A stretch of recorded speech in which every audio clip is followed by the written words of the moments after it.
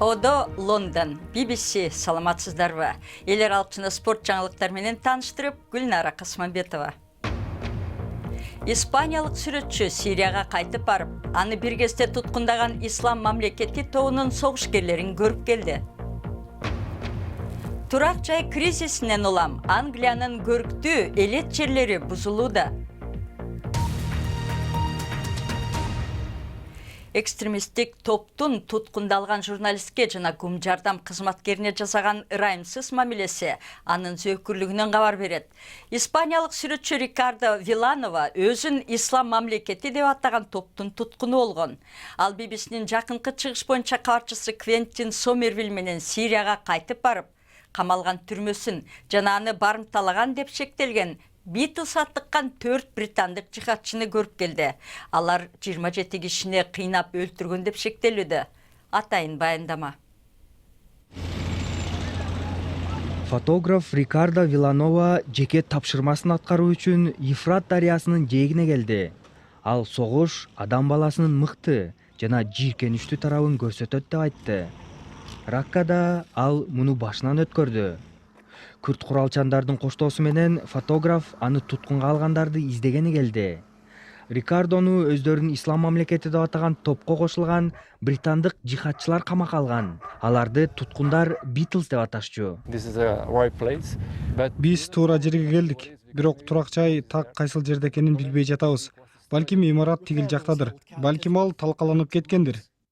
Рикардо 8 ай бою камакта жаткан. Батыш тараптан куткаруу аракеттери болбосу үчүн аны жана абакта чогуу отурган британиялык, франциялык жана америкалык туткундарды улам башка имаратка жылдырып турушкан. Бир учурда бул аймак ИИМ тобунун чордону болгон. Азыр аны күрт куралчандар көзөмөлдөйт. Рикардо кармалган үй коалициялык аба соккулардан талкаланган экен. Фотограф көзү таңылып турса дагы, имараттын терезесинен дарыяны көрүп турчу.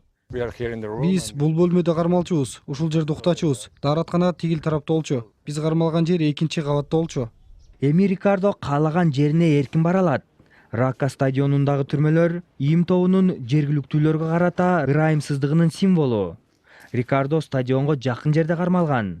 Ал кыйноого кабылып, кыйкыргандардын үнүн күн сайын угуп турчу. Биз 3 ай бою чакан түрмөдө кармалдык. 3 киши чогуу жаттык. Испаниянын өкмөтү кун төлөп, Рикардону бошотуп алган. Ал кайрадан ишке чыкты. Бирок анын бул жерде башка дагы максаты бар. Бул кишилер Рикардону туткунга алган деп шектелүүдө. Александра Коти менен Эль-Шафи Эль-Шейх 27 туткунду кыйноого алып өлтүргөн деп айыпталууда. Рикардо алар менен бетме-бет жолуккусу келди. Ал кылмышкерлерди согуш тилкесинен качкан коркоктор деп атады. Алар Рикардонун суроолоруна жооп берүүдөн баш тартты. Маек тез эле токтоду. Кетерден мурун Рикардо сапарындагы акыркы сүрөттөрүн тартып алууга аракеттенди. Бирок кылмышка шектелгендер терезени жаап салышты. Андан соң Рикардо жолуккандан кийинки сезими тууралуу менин суроолорума жооп берди. Мен шектелип жаткандарга бетме-бет жолуккум келди. Ошону эле кааладым. Мен аларды көргөндө биринчи эле Каддафи же Саддамды ойлодум. Булар кишилерди кыйноого алды жана өлтүрдү. Бирок согушка келгенде өздөрүн сактап калуу үчүн багынып беришти. Менимче бул жийиркеничтүү. Алар өлүм жазасына тартылышы керекпи? Жок, мен өлүм жазасын туура көрбөйм. Бирок менимче алар өмүр бою туткундарын кармаган шартта. Абакта отурушу керек. Рикардону кыйноого алгандар түрмөгө камалган же өлтүрүлгөн. Анын аман калууга мүмкүнчүлүгү болду.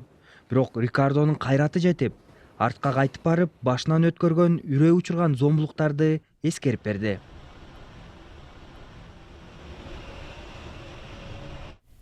Сиз көрүп жаткан BBC эми күндүн башка кабарларынын тизмеги.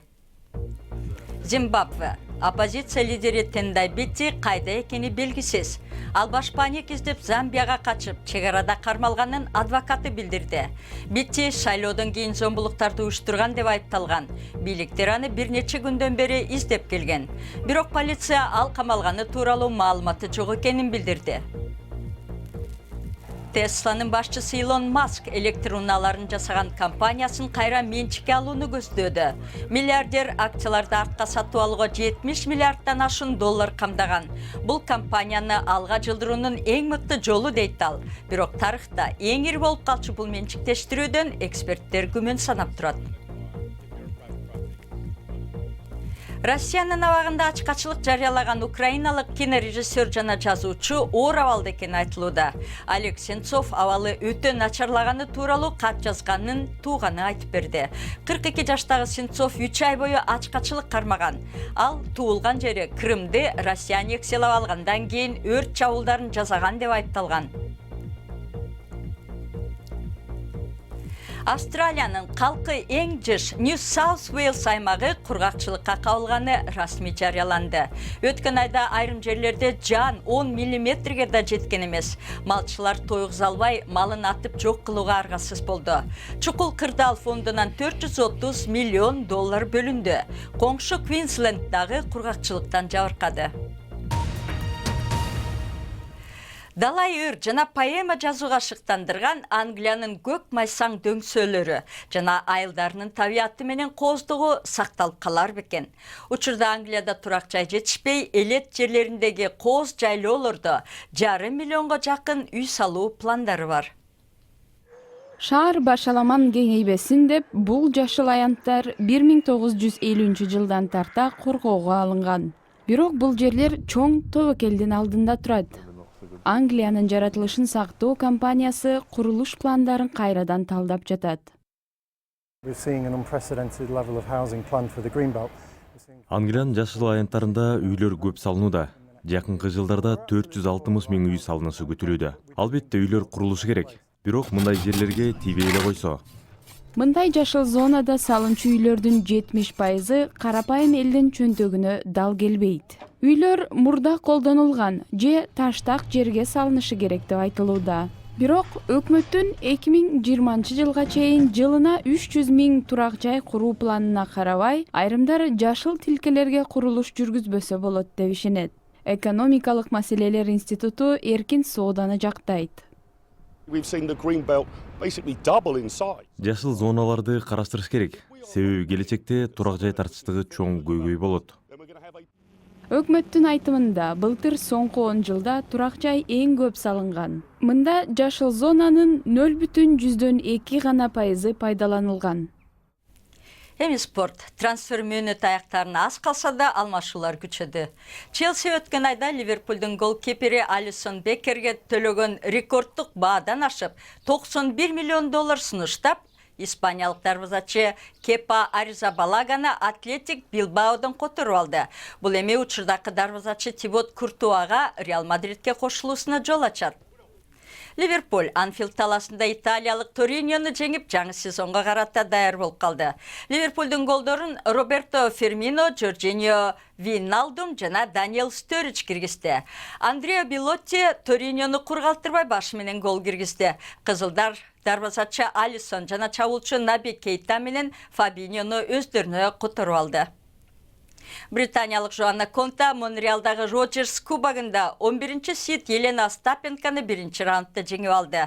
Ал арада Новак Джокович түз сеттерде босниялык Мирза Басичти утуп, Роджерс кубогун 5-чи жолу жеңүүгө умтулууда.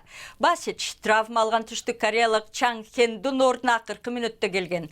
2-чи раундда Джокович канадалык Питер Полянски менен беттешет. Флорида штатында кылмышкердин исине түшкөн полиция күтүүсүз жерден жардам алды. Полиция кубалап алганда уурдалган унааны авария кылып качкан бир аял айдоочу талаага кире качкан. Тик учактан тартылган видеодо шектүү адам качып баратканда аны талаада жайылып жүргөн уйлар кайра полицияны көздөй кубалап барган. Полиция кылмышкерди камакка алды. Уйлар кылмышкерди билип же кокусунан кубалаганы белгисиз, бирок полицияга чоң жардам болуптур.